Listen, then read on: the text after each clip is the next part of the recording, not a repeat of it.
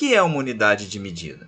Você já deve ter ouvido falar em instrumentos de medida, como fitas que medem centímetros, talvez micrômetros que medem objetos muito pequenos e até mesmo instrumentos que medem quilômetros.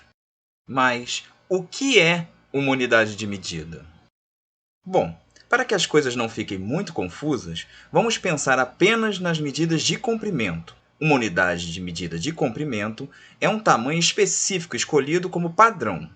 Quando medimos o comprimento de qualquer coisa, comparamos essa coisa a um padrão. Em outras palavras, medir é comparar tamanhos. Por exemplo, se escolhermos o maior lado do smartphone de Maria como padrão, então o comprimento de algo será mensurado em SDM, smartphone de Maria. A altura de Maria, por exemplo, é de 11 SDM.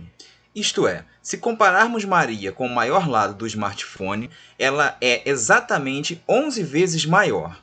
Ou seja, 11 smartphones de Maria empilhados um em cima do outro ficam da mesma altura que Maria. Mas, e se Maria crescer para uma altura maior do que 12, porém menor do que 13 smartphones? E agora? Quantos SDM medirão a altura de Maria? Se observarmos bem, veremos que o tanto que Maria cresceu é equivalente a um aparelho mais a metade do comprimento do smartphone de Maria. Aqui, o que fizemos foi procurar o maior número de unidades de medida que não supera a altura de Maria e, depois, qual a fração do smartphone é necessária para completar esse tamanho. Isso significa que, agora, Maria mede 12 smartphones e meio. Em outras palavras, a nova altura de Maria é de 12,5 smartphones de Maria. Quando conseguimos comparar duas grandezas, como no caso do celular de Maria, dizemos que as grandezas são comensuráveis. E se por acaso o que resta não for a metade da unidade de medida? E se for 1/4 do smartphone? E se for menor ainda? Espera, será que existem tamanhos que não são comensuráveis?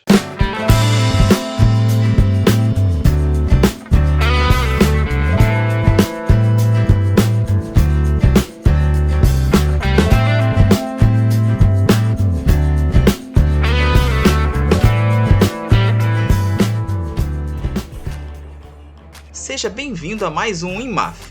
Eu sou Magno Ferreira, professor e historiador de matemática, e hoje é minha estreia aqui no canal. Neste vídeo, vamos falar sobre a relação entre grandezas incomensuráveis e números irracionais. A ilustração de Maria nos mostra uma maneira de comparar duas grandezas. Com isso, sempre podemos determinar se duas grandezas são comensuráveis ou não. Uma outra forma de fazer isso é encontrar uma terceira grandeza que sirva como unidade de medida das duas grandezas analisadas. No nosso exemplo, a metade da altura do celular é uma unidade adequada para medir tanto o próprio celular quanto a altura de Maria. Desta forma, podemos dizer que as duas grandezas são comensuráveis, pois existe uma grandeza capaz de comedi-las. Caso isso não seja possível, dizemos que as duas grandezas são incomensuráveis. Em algum momento da história, em uma região bastante erudita desse pontinho azul no universo, algumas pessoas se depararam com o problema de lidar com grandezas incomensuráveis. Não se sabe exatamente quando tais grandezas foram percebidas. Algumas hipóteses dão a possibilidade de que tenha sido a escola pitagórica, mas é certo que esse fato influenciou muitos capítulos na história dos números. Um exemplo clássico de duas grandezas incomensuráveis são a diagonal e o lado de um quadrado. Quando tentamos comparar a diagonal de um quadrado com o seu lado, geramos outro quadrado onde o novo lado é a parte que falta da diagonal anterior e a nova diagonal é a parte do lado anterior. Portanto, o problema passa a ser comparar a diagonal e o lado do novo quadrado. Quando fazemos isso, geramos um terceiro quadrado onde o novo lado é a parte que falta da diagonal do anterior e a nova diagonal é a parte do lado do anterior. Daí, o problema passa a ser comparar a diagonal e o lado do terceiro quadrado. Quando fazemos isso, geramos um quarto quadrado e daí geramos um quinto, um sexto, um sétimo e os pedaços nunca acabam. Hã? Quer ver as contas? Quer saber mais detalhes? Ah, isso é papo para outro IMAF. As dificuldades de lidar com as grandezas incomensuráveis levaram os matemáticos da época a tratar a teoria das razões de modo formal e cuidadoso, a fim de que não houvesse erros ou equívocos provenientes de um olhar intuitivo, como é o caso de Eudoxo, um personagem do mesmo período histórico, cujo tratamento dado por ele às grandezas incomensuráveis pode ter um vídeo aqui no IMAF, caso você queira.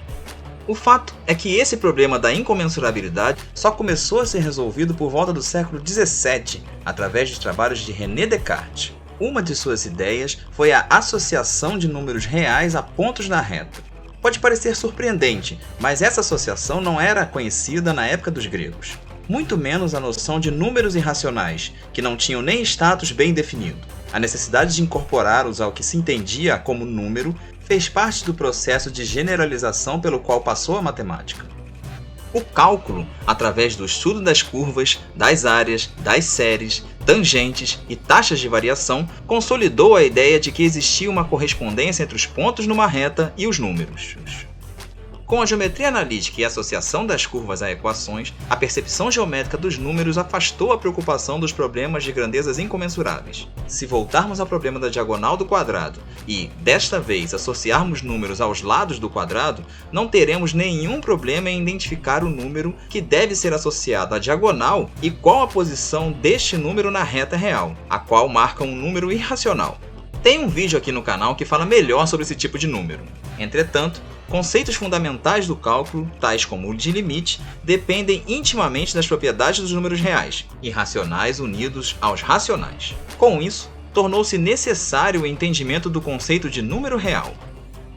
Uma questão muito importante no entendimento dos números reais foi o estudo das raízes de equações polinomiais de grau ímpar. Reconhecia-se que se uma função assume valores negativos e positivos, então seu gráfico deveria interceptar o eixo OX em algum ponto. Admitia-se, então, que este ponto correspondia a um número real. Este resultado é consequência do que hoje chamamos de teorema do valor intermediário, teorema este que depende intimamente do conceito de continuidade. É intuitivo que a reta é contínua. O problema é que continuidade ainda não era plenamente compreendida, isto é, o conceito de continuidade carecia de uma definição rigorosa. Uma boa ideia de como fazer isso é escolher um ponto na reta para ser a origem, isto é, o zero, um outro ponto para representar a unidade, isto é, o 1. Depois disso, associando números racionais a pontos na reta que representem grandezas que sejam comensuráveis com a unidade, e associando números irracionais a pontos na reta que representem grandezas incomensuráveis com a unidade. Sendo assim, a continuidade da reta estará associada à continuidade dos números reais. O problema agora é saber o que é a continuidade dos números reais.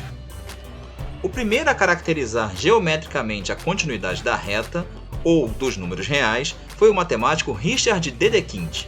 Ele percebeu que a continuidade no âmbito dos números era uma pressuposição implícita e, juntamente com o conceito de número, não estava definida. Até então, os números simplesmente existiam e não era necessário serem definidos ou organizados em uma teoria. Dedekind percebeu que toda vez que se fazia um corte na torta... bateu uma fome aqui. Um corte na reta, este corte passava por um ponto, no seguinte sentido. Se a reta for dividida em duas partes, de tal forma que todo ponto de uma das partes está à esquerda e todo ponto da outra está à direita, existe um e somente um ponto que faz essa separação. Esta era a característica da reta que faltava aos racionais. Existem cortes nos racionais que não passam por nenhum número racional. Por exemplo, os conjuntos A e B. Note que a união dos dois gera todos os números racionais. E, além disso, todos os elementos do conjunto A são menores que os elementos do conjunto B. E mais ainda, nenhum número racional existe entre A e B. Essas características garantem que todos os pontos da reta localizam apenas um único número real, seja ele racional ou irracional. Com isso, Dedekind apresentou uma construção rigorosa dos números reais, definindo os números irracionais a partir dos números racionais. Agora, os números irracionais não dependiam apenas da suposição de sua existência, mas eram definidos de modo preciso e sua consistência estava fundamentada na consistência dos números racionais. Como Dedekind fez isso? Isso também é conversa para outro IMAF. Posteriormente, outras construções foram dadas aos números reais, como por exemplo, a construção devida a George Canton, a partir das classes de sequências de Cauchy de números racionais, como você pode conferir na playlist O que são os números reais. Em IMAFs futuros, falaremos dos cortes de Dedekind, incomensurabilidade da diagonal e o lado do quadrado e muitos outros assuntos. Desde já agradeço a sua audiência, peço para que deixe seu like, compartilhe o vídeo com seus amigos e se inscreva no canal. Até a próxima e obrigado!